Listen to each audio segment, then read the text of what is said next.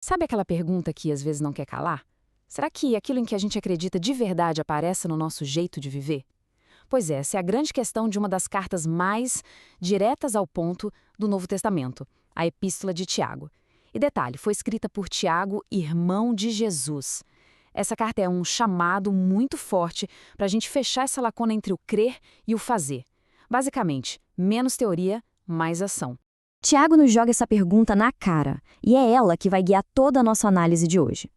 As nossas crenças, elas são visíveis na correria do dia a dia? Essa questão é o motor por trás de tudo que ele escreveu. O que Tiago propõe, então, é o que a gente pode chamar de espiritualidade prática. A ideia é que a fé genuína não é só um sentimento guardado aqui dentro, sabe? É algo que se traduz em ações concretas. É uma fé que dá para ver e sentir. Para entender como isso funciona, vamos começar pela base de tudo. O que acontece dentro de nós? Para Tiago, a base de tudo é interna, e ela é forjada principalmente nos momentos mais difíceis. Ele defende que a força real da fé não se mede na calmaria, mas sim na nossa resposta quando a tempestade vem. E a visão que Tiago tem das provações é bem surpreendente. Em vez de encará-las como castigo, ele descreve como um processo de refinamento. Funciona mais ou menos assim. Primeiro, vêm os desafios. Aí a nossa fé é testada. Esse teste gera perseverança. E a perseverança, por sua vez, nos leva a um amadurecimento espiritual. É um ciclo de fortalecimento, não de destruição. Ok, mas como passar por essas provações? De onde vem a clareza para tomar decisões? Tiago é super direto. A sabedoria não é algo que a gente produz, é um presente de Deus. Um presente generoso, disponível para quem pede com fé, sem duvidar. É um convite para a gente confiar totalmente. E essa atitude de pedir ajuda nos leva a um princípio fundamental. Tiago afirma que Deus se opõe aos orgulhosos, mas dá a sua graça aos humildes. A humildade, que é esse reconhecimento de que a gente depende de Deus, é a postura que abre a porta para a ajuda divina. O orgulho, por outro lado, fecha essa porta. Agora vamos avançar para o tema talvez mais famoso de Tiago, que é quando essa fundação interna da fé se torna visível para o mundo. Para ele, é simples. Uma fé que não aparece do lado de fora não é uma fé viva. Tiago usa uma imagem brilhante para explicar isso. Ele diz que quem só ouve a palavra é como alguém que se olha no espelho, mas assim que se vira, esquece o próprio rosto. Não muda nada. Em contraste, quem pratica a palavra olha com atenção e age baseado no que viu. É a diferença crucial entre informação e transformação. Então, o ponto crucial é este aqui. Essa talvez seja a frase mais impactante da carta inteira. Tiago não diz que a fé sem obras é fraca ou incompleta. Ele diz que ela está morta. As ações não são um extra, um opcional. Elas são um sinal vital de uma fé autêntica. Partindo dessa ideia de ações visíveis, Tiago foca numa das áreas que mais revelam o nosso caráter: a nossa fala. O jeito como a gente usa as palavras é um teste decisivo para a nossa fé prática. Para ilustrar o ponto, Tiago começa com o óbvio. A língua é uma parte bem pequena do corpo, né?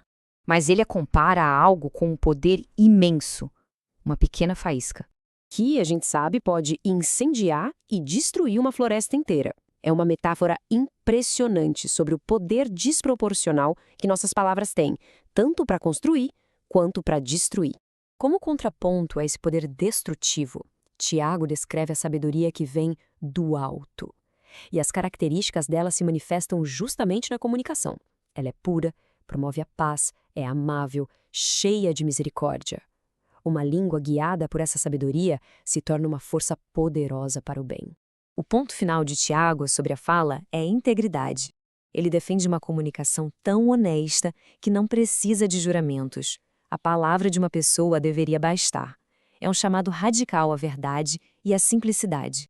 E para fechar, vamos ver como Tiago amplia o nosso foco. Essa fé prática não é um projeto individualista, uma jornada solo.